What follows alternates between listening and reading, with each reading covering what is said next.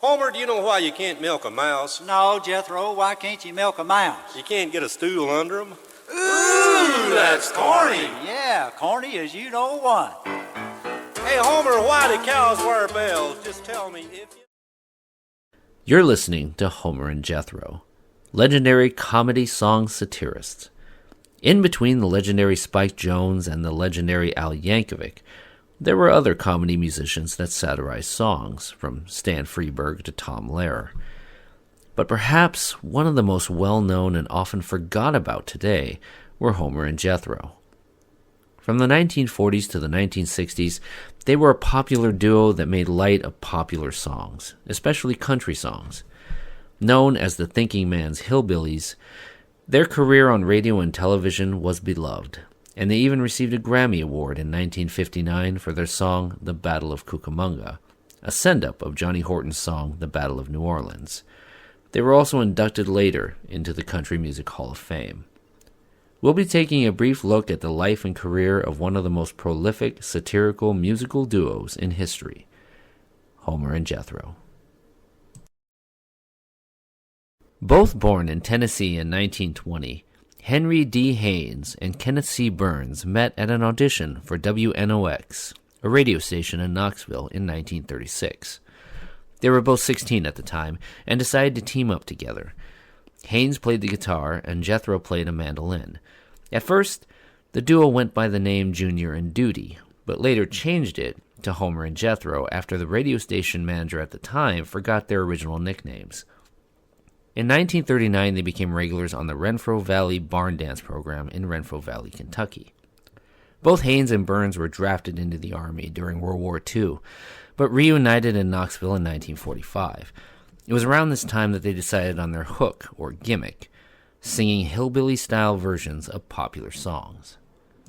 In 1949, the duo were signed to the RCA Victor label, where RCA's country executive, Steve Scholes, suggested they switch their comedy to singing straight parodies of popular songs rather than the exaggerated hillbilly tone they had had before.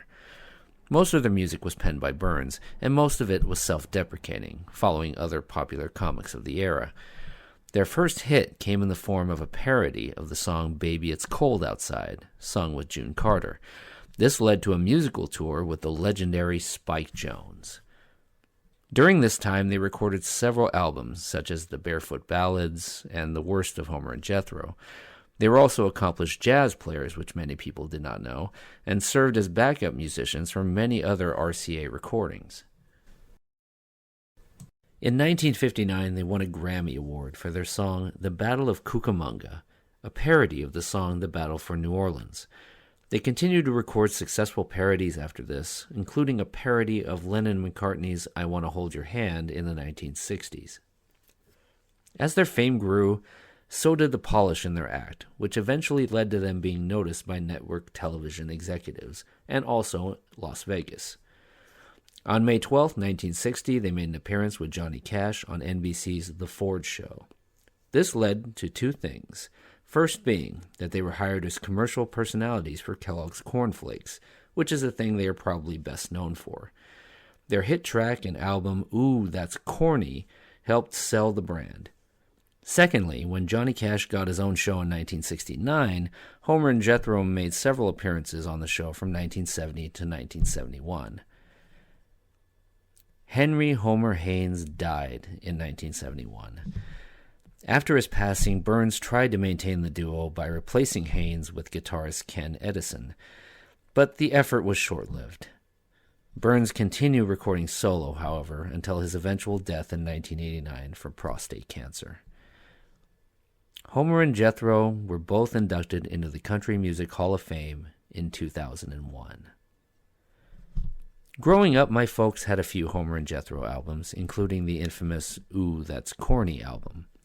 All in all, they recorded nearly 30 albums during their career, but they'll probably always be best known for those later television appearances and the Kellogg's campaign. That's certainly how I remember them. And the Ooh, That's Corny song was how I was first introduced to their music. Their contribution to the world of parody and satire through music may have been mostly forgotten by newer generations, but it was undeniably impactful. and I'm grateful to have been introduced to their silly music and comedy through their albums as a child. Maybe younger generations can tear themselves away from scrolling social media long enough to find and put on an old album like Homer and Jethro and listen to their genius. I sincerely hope so. I'm Triceratops. Thanks for watching this DinoStalgic look at Homer and Jethro.